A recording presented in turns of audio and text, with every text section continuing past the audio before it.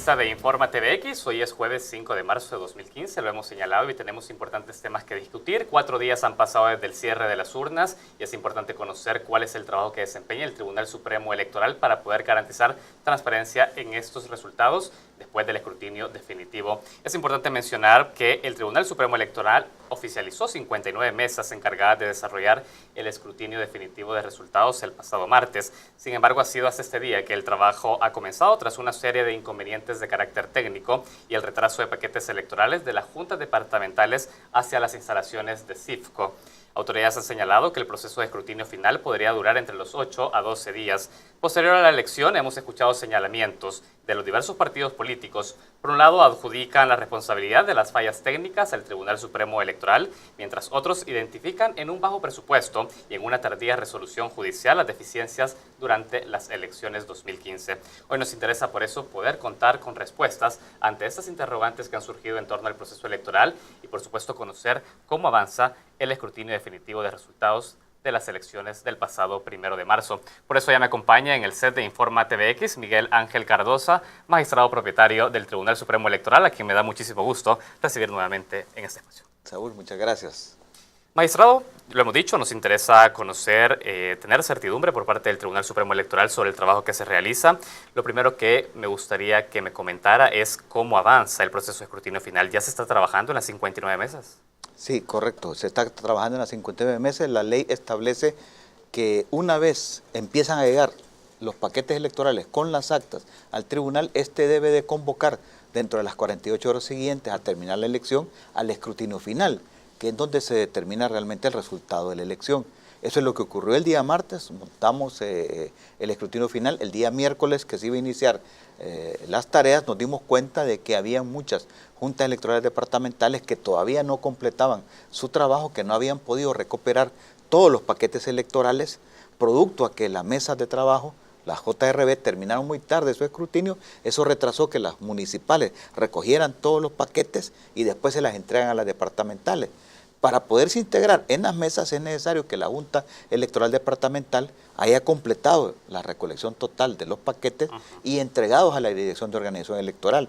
Solo así se puede acreditar. Entonces, eso también nos produjo ahí un retraso en el tema de la gente, cómo iba llegando, cómo los miembros de GED iban llegando. De hecho, la última GED entregó hoy a las 4 de la mañana su paquete electoral. ¿Qué departamento? Aguachapán, y se han reintegrado ahora ya, han comenzado, este día ya están todos completos.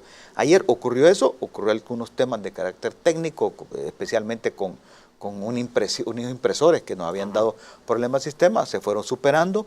Ayer en la noche también tuvimos la reunión con secretarios generales de los partidos políticos, discutimos cómo se iba a desarrollar el conteo. Ellos nos sugirieron cambiar en el programa que teníamos el orden de las pantallas, de tal suerte que comenzáramos contando votos enteros para luego pasarnos a cruzados y por último las preferencias y así ir agotando acta por acta. Entonces, ese proceso es el que decidimos anoche, lo cambiamos y esta mañana todos los miembros recibieron temprano una capacitación y después de la capacitación se fueron a integrar a sus mesas. En un primer momento lo que hacen es identificar las actas, cómo están, si hay las actas, si la mesa tiene las actas. Generalmente la Fiscalía logra recuperar todas las actas y así parece que están completos en la Fiscalía. Han hecho un buen trabajo en ese sentido. También han tenido que todos los partidos tengan sus copias. Tanto la Junta Electoral Departamental debe tener la suya y la municipal. Sin embargo, el tribunal está proveyendo de una copia del acta.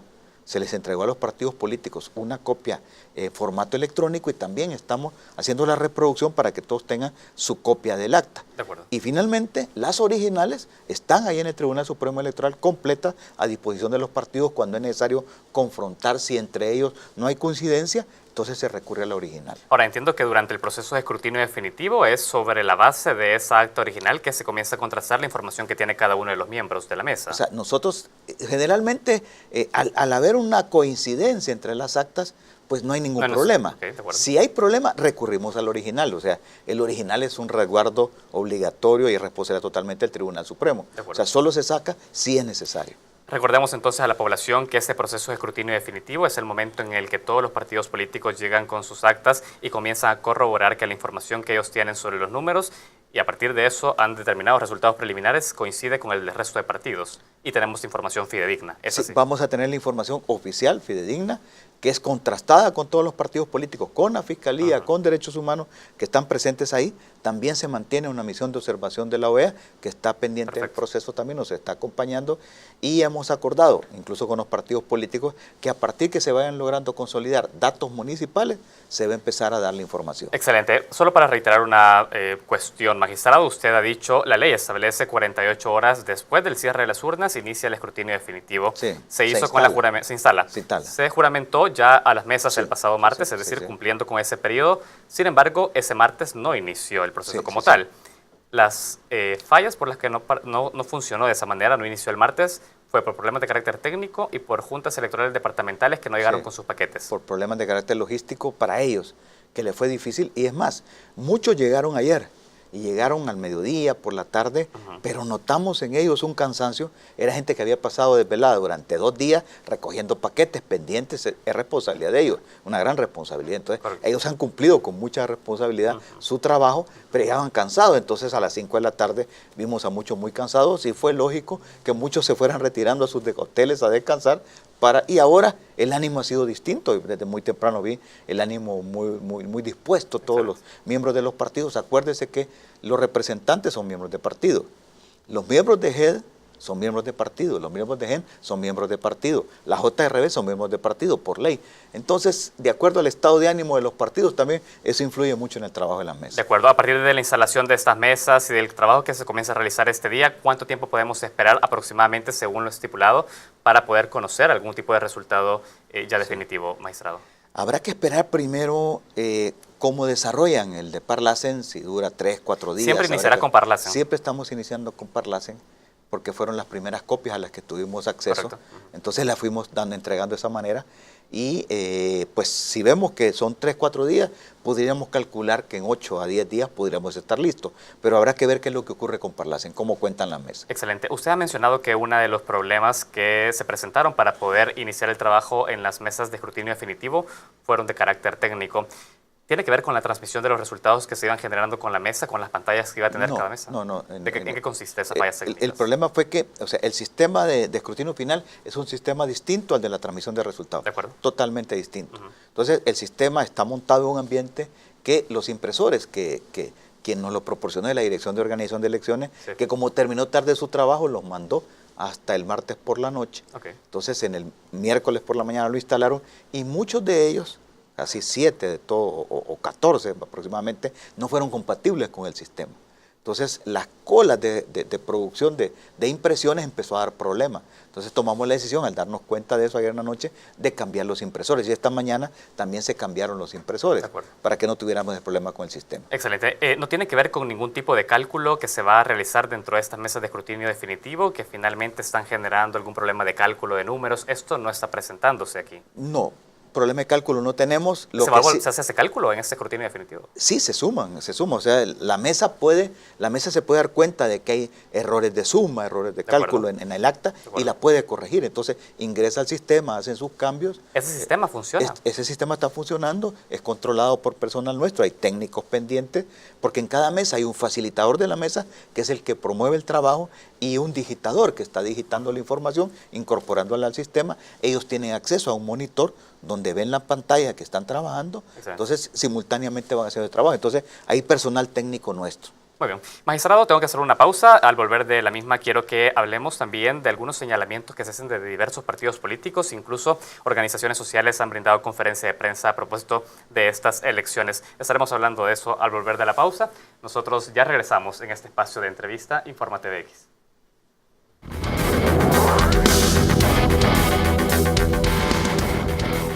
Continuamos con la entrevista de Informa TVX. Miguel Ángel Cardosa, magistrado propietario del Tribunal Supremo Electoral, se encuentra conmigo. Estamos analizando el desarrollo del escrutinio definitivo, por supuesto analizando lo que hay en torno a esto. Y en torno a esto, magistrado, está el señalamiento de un sabotaje por parte del presidente Julio Olivo al proceso de transmisión de resultados preliminares del pasado domingo. Yo quiero saber algo. ¿Existe un consenso dentro del Tribunal Supremo Electoral y sus magistrados de que realmente existió un sabotaje a ese proceso? Pues nosotros el día de ayer tomamos un acuerdo de iniciar las investigaciones correspondientes, pedir los informes a los responsables de programas, a los administradores de contratos, a las empresas mismas, a nuestro auditor, para tener una información suficiente y determinar qué acciones legales tomar. Ese fue el acuerdo. Nosotros, más allá de eso, no tenemos información. Evidentemente, o probablemente es así, el presidente tenga acceso a otra información a la cual nosotros no hemos tenido acceso. Que lo ha compartido con ustedes. Y por esa razón yo no puedo decir que si hay sabotaje o no hay sabotaje. De las investigaciones resultará. Incluso la Fiscalía General ayer nos llegó al organismo colegiado, estuvimos con ellos y nos indicaron que en vista de ese señalamiento de sabotaje, ellos iban a iniciar de oficio una investigación. De acuerdo. Quiero dejar eso claro, ese término. No es que se ha puesto una denuncia esta mañana, es que se ha citado al presidente del tribunal ante un proceso que ha iniciado de oficio la Fiscalía. Pues yo entendería que ya no es necesaria la denuncia, porque el día de ayer recibimos a la Fiscalía y nos dijo, vamos a empezar la investigación con instrucciones del señor fiscal, empezamos la investigación de lo ocurrido aquí, y vamos a citar empezando al presidente. Entendería que fue una cita. No sé si él materialmente hizo una denuncia, no lo conozco. De acuerdo. Este día no. Sí, de hecho nosotros estamos esperando sus declaraciones al salir de esta cita sí. en la Fiscalía General. En dado caso, magistrado, el presidente Olivo en conferencia de prensa el martes hizo señalamientos concretos hacia el personal técnico del Tribunal Supremo Electoral, quien fue a partir de recomendaciones de una comisión especial, quien recomendó específicamente a la empresa soluciones aplicativas para ejecutar el trabajo de divulgación de resultados. ¿Esto es correcto? Ciertamente hubo una comisión de equipos técnicos que hacían recomendaciones a las cuales nosotros nos asistíamos. Sin embargo, yo no puedo hacer sin un señalamiento concreto mientras no tenga las investigaciones del caso, las auditorías. O sea, debo de esperar esos informes para poder hacer señalamiento y decir es responsabilidad de X o es responsabilidad de Y. Evidentemente hubieron problemas, hay incluso nosotros responsablemente, porque después tendremos que rendir cuentas a la Corte de Cuentas de la República, de todos los organismos del Estado, responsablemente tenemos que ver qué pasó con los contratos, hay incumplimientos o no de los contratos, hay garantías que ejecutar, hay contratos que no se deben de pagar, eso hay que estudiarlo y definirlo y saber si hay otras acciones de carácter legal que debemos tomar. Entonces, yo diría que mientras no tenga esa información, yo no puedo hacer ningún señalamiento específico. Excelente. Usted como funcionario público está expuesto a tener que rendir cuentas hacia la población, usted y el resto de magistrados del Tribunal Supremo Electoral, por supuesto. Sí. Ahora, hay un punto, magistrado, y es que el presidente Olivo dijo, fue recomendada por una comisión técnica, esta empresa que se encargó de la divulgación, que al parecer la empresa ha dado declaraciones ayer y señala que ellos no estaban a cargo de la divulgación, pero en dado caso falló el sistema. La pregunta es, ¿no se verificó con completa precisión por parte de ustedes como magistrados encargados de autorizar esas licitaciones que realmente estas empresas contaban con experiencia suficiente para realizar ese tipo de trabajo? Nosotros vimos, en algunos casos se analizaron expedientes, tuvimos la oportunidad de ver las experiencias, los conocimientos y en ese sentido fue que además contábamos con opiniones de técnicos alrededor de nosotros para asistirnos. Nosotros no tenemos mayor conocimiento en temas informáticos y a raíz de toda la información que teníamos, pues fuimos tomando las decisiones. O sea, ¿se estuvo respaldado en su momento que esas empresas sí tenían con esa experiencia suficiente? Nosotros tuvimos conocimiento y así se nos señaló y las recomendaciones, porque en todo proceso de contratación hay equipos técnicos que sugieren al organismo colegiado tomar las decisiones correspondientes. Correcto. Eso ocurrió como en cualquier otras contrataciones que tiene la administración pública y efectivamente nosotros tuvimos ese acceso a esa información. Por eso digo, hay que ver los informes. Hay un informe de auditoría interna que nos tiene que decir qué ocurrió, hay un informe de las mismas empresas y sobre esa base nosotros sabremos qué pasó, si hay incumplimientos o no. Nosotros tendríamos que esperar responsablemente los informes. Excelente. Nosotros vimos, porque tuvimos acceso en el momento que íbamos a reclamar, que qué pasaba, sí. Vimos algunas inconsistencias, vimos algunos incumplimientos, pero hasta no tener la información correspondiente, pues no quiero adelantarme en ese sentido.